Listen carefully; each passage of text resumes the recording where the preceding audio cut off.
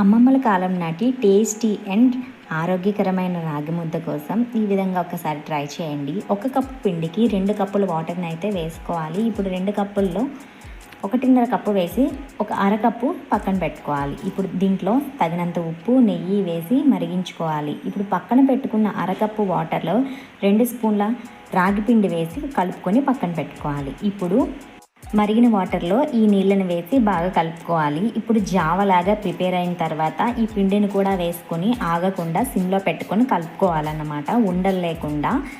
ఇలా బాగా కలుపుకున్న పిండిని మంట సిమ్లో పెట్టి మూత పెట్టుకొని ఒక 10 నిమిషాల పాటు ఇలా మగ్గనివ్వాలి. 10 నిమిషాలు పోయాక స్టవ్ని ఆఫ్ చేసుకోవాలి. ఆ తర్వాత ఒక 10 నిమిషాలు ఇలా మూత పెట్టుకొని రెస్ట్ ఇచ్చేయాలి. తర్వాత కాస్త వేడివేడిగా ఉన్నప్పుడు చేతికి ఆయిల్ కానీ నెయ్యిని కానీ అప్లై చేసుకొని ఇలా రాగి ముద్ద కలుపుకొని తింటే టేస్ట్ చాలా బాగుంటుంది. Thank you for watching.